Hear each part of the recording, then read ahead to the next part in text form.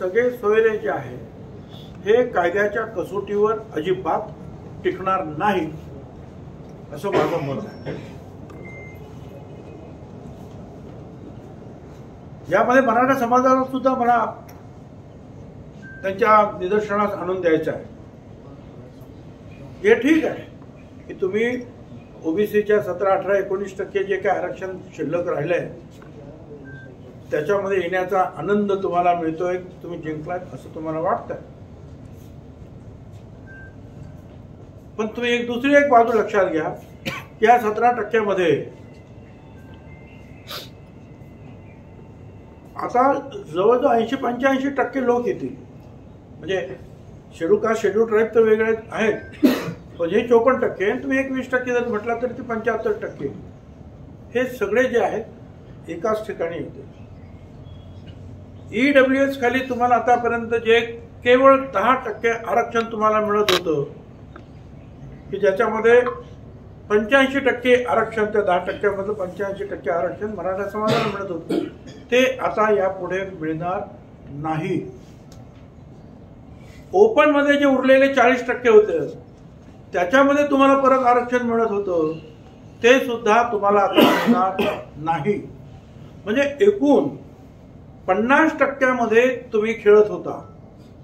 10% EWS आणि उरलेले 40%, या 50% मध्ये तुम्हाला संधी होती. ती संधी गमावून तुम्ही, आणि तिथे दुसरं कोणच नाहीये, त्या 50% मध्ये शेड्यूल कास्ट नाही, शेड्यूल ट्राईब नाही, ओबीसी नाही, जवळजवळ 74% समाज हा तिथे नाहीच. त्या 50% मध्ये फक्त मोठा मराठा समाज, 2-3% असलेला ब्राह्मण समाज आणि लहान लहान समाज, एखादा जैन वगैरे असे काय असेल तर, ह्या सगळ्यांवर आता पाणी सोडावं लागेल. आणि 17% असलेले जे शिल्लक आहे त्या 374 जातींबरोबर जे आहे तुम्हाला झगडावं लागेल. म्हणून ठीक आहे, ओबीसीचं आरक्षण त्याला धक्का लागणार नाही असं म्हणत बॅकडोर एंट्रीनं जे आहे प्रयत्न करता येतात. पण त्याच्यामुळे तुम्ही 50% मध्ये जे तुमची संधी होती ती तुम्ही गमावून बसता, हे सुद्धा तुम्हाला विसरता येणार नाही. अनेक गोष्टी त्याच्यामध्ये आहे. जात ती जन्माने येते, ते एखाद्याच्या शपथपत्राने येते का, किंवा एखाद्याच्या ॲफिडेव्हिटने येते जात बदलता येते. जात मुळात जन्मानं माणसाला म्हणत असते. म्हणून असं जर कोणी म्हणत असेल की आम्ही 100 रुपयाचं पत्र देऊ किंवा असंच पत्र देऊ आणि आमची जात झाली, अजिबात हे होणार नाही. हे कायद्याच्या विरुद्ध होईल. आणि पुढे हे सगळे जर असे नियम सगळ्यांनाच लावायचे असं जर म्हटलं, दलित, आदिवासी यांना सुद्धा, मग काय होईल? दलितांमध्ये पण कोणी घुसतील, आदिवासीमध्ये सुद्धा कोणी घुसतील. कारण तूर्त तुम्ही घाईघाईने जे वाचलं त्याच्यामध्ये जे आहे त्याच्यामध्ये हे schedule caste, schedule tribe, OBC ह्या सगळ्यांना ते लागू आहे. मग मला दलित समाजाच्या नेत्यांना सुद्धा, आदिवासी समाजाच्या नेत्यांना सुद्धा विचारायचं आहे की याचा काय पुढे काय होणार. अलीकडेच मला माहिती आहे की एक भांडण असं चालूच आहे की खोटी सर्टिफिकेट घेऊन आदिवासी समाजाची मध्ये नोकऱ्या घेतल्या. सुप्रीम कोर्टाने सुद्धा त्याच्यावर निर्णय दिला की त्या सगळ्यांना काढा जे खोटे आहेत आणि त्यांना त्याच्यावरून भरपाई करा.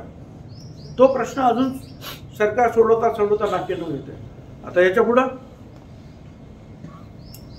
अशा रीतीने आदिवासीला सुद्धा लागू होणार का, दलितांना सुद्धा लागू होणार का? म्हणजे सगळं अवघडच करून टाकलं. कोणी पण या, एक ॲफिडेव्हिट करा, एक पत्र द्या, काहीतरी झालं. मला वाटतं हे सगळं जे आहे हा आयमोस्ट ओबीसीवर अन्याय केला जातोय की मराठ्यांना फसवलं जात आहे, याचा अभ्यास आपल्या सगळ्यांना करावा लागेल. ज्या वेळेला आपण अशा पद्धतीची शपथ घेत असतो की कोणालाही फेवर केला जाणार नाही, काही नाही, मग आपली याच्याबद्दल नाराजगी आहे का की मुख्यमंत्र्यांनी किंवा सरकारने ज्या पद्धतीनं घाईघाई? आमची नाराजगी जी आहे, मी आत्ताच काय मी माझ्या रॅलीजमध्ये सुद्धा मी बोलून दाखवतो. अशा रीतीने कुणाचे ठीक आहे, उद्या आणखीन कोणतरी असे लाखो लोक घेऊन येतील, मग आपण कायदे बदलणार का? उद्या लाखो लोक घेऊन येतील, सिंग आम्हाला दलितांमध्येच घ्या, आम्हाला आदिवासीमध्येच घ्या, आपण करणार. हे सगळं जे झालेलं आहे, मराठा समाजातील सुद्धा जे विचारवंत आहेत, जे नेते आहेत, त्यांनी या सगळ्या गोष्टीचा विचार करावा की आपण त्या आरक्षणाच्या बाबतीमध्ये एका समुद्रात पोहत होतो.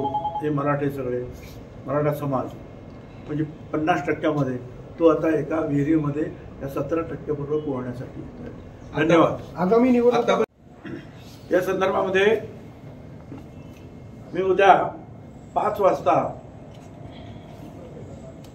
B6 सिद्धगड हे जे माझं सरकारी निवासस्थान आहे त्या ठिकाणी या संदर्भातील ते ओबीसी असतील, दलित आदिवासींना सुद्धा त्यांचे सुद्धा नेते येऊ शकतात, पण विशेषतः ओबीसी नेते ते कुठल्याही पक्षाचे असतील किंवा पक्षाचे नसतील, कुठल्या संघटनेचे असतील किंवा नसतील, त्यांनी कृपया पक्षाचा किंवा इतर संघटनेचा अभिनिवेश सोडून या कामासाठी कृपया उद्या 5 वाजता B6 सिद्धगड बंगला जो आहे त्याच्यावर यावं, आपण चर्चा करूया. याच्यामध्ये कुठल्याही पक्षाला कमी लेखण्याचा, जास्त लेखण्याचा असा प्रयत्न नाही. केवळ ओबीसी आणि ओबीसी या विषयावर आणि ह्या सगळे जे काही चाललेलं आहे याच्यावर पुढची काय कारवाई आपण करायची, काय स्टेप्स घ्यायचे आहे, काय वकिलांशी आम्ही अजूनही चर्चा करणार आहोत आणि त्या संदर्भामध्ये मग आम्ही जो आहे उद्या एकत्रित बसून पुढचा निर्णय घेऊ. या संदर्भात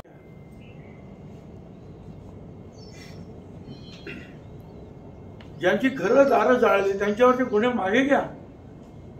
ज्या पोलिसांवर हल्ले केले, जखमी केले, त्यांचे गुन्हे असेच मागे घ्या.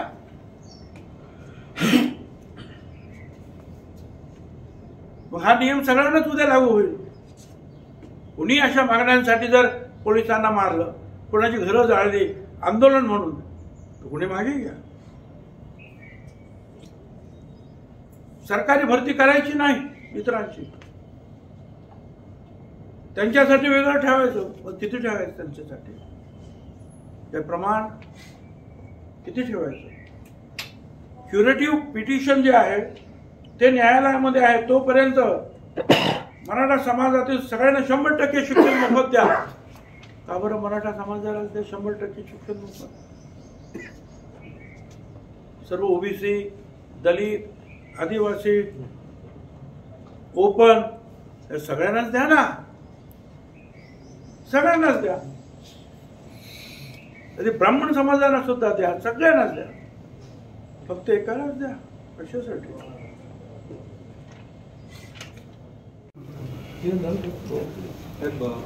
मराठ्यांचा विजय झाला असं म्हणतात, जरंगेंनी असं विजय सभा घेतली आणि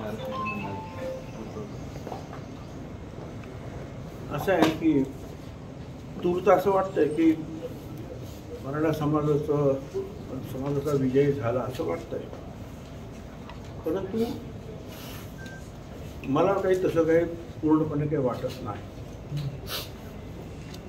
एक तर अशा रीतीचे झुंडशाहीने अशा प्रकारचे नियम कायदे हे बदलता येत नाही. आम्ही सुद्धा शपथ घेताना आम्ही काम करू without any fear and favour, कोणाला न घाबरता आम्ही निर्णय घेऊ, कोणाला फेवर करणार असा सुद्धा अशी शपथ आम्ही सर्व मंत्रिमंडळाने घेतली.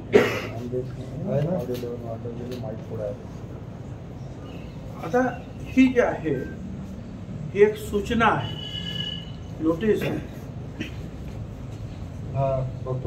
याचं रूपांतर नंतर होणार. 16 फेब्रुवारीपर्यंत जे आहे त्याच्यावर हरकती मागवण्यात आलेल्या आहेत. महाराष्ट्रातील ओबीसी समाजाच्या आणि इतर समाजाच्या जे वकील असतील, सुशिक्षित असतील, त्यांनी या सगळ्याचा अभ्यास करून या अशा प्रकारच्या हरकती ह्या ताबडतोब पाठवण्यासाठी प्रयत्न करावे. लाखोच्या संख्येने हरकती सरकारकडे पाठवून द्यावं. ओबीसी समाजाच्या सर्व कार्यकर्त्यांनी सुद्धा या हरकती अशा प्रमाणे पाठवाव्या की जेणेकरून सरकारला सुद्धा लक्षात येईल की याची एक दुसरी सुद्धा बाजू आहे आणि दुसरं सुद्धा काही लोकांचं मत आहे. माझी विनंती आहे त्या सगळ्यांना की नुसतं जे आहे एकमेकावर ढकलून किंवा चर्चा करून होणार नाही, तर प्रत्यक्ष कृती करावी लागेल. तुम्हाला याच्यावर हरकती घ्याव्या लागतील आणि आम्ही त्या हरकती आमच्या समता परिषदेच्या ज्या वेळेला हरकती वगैरे आपण देऊ त्याच्यानंतर सुद्धा अशा प्रकारचं जर काही नोटिफिकेशन जर झालं, ही हा ड्राफ्ट आहे, हा अध्यादेश तर नाहीच, हा नोटिफिकेशनचा एक मसुदा आहे. अध्यादेश या कसला अध्यादेश? हा अध्यादेश नाही, हा नोटिफिकेशनचा एक मसुदा आहे. तो मसुदा 16 तारखेपर्यंत आपण सगळ्यांनी, बरोबर आहे की चूक आहे, जे काय म्हणायचं तुम्हाला चुकीचं असेल, ऑब्जेक्शन्स विशेषतः त्याच्यावर घेता येणार. त्याच्यानंतर मग शासन ठरवतं. ते जर ठरलं त्याच्यानंतर मग पुढच्यात जाता येईल. तोपर्यंत पण ज्या पद्धतीचं हे सगळं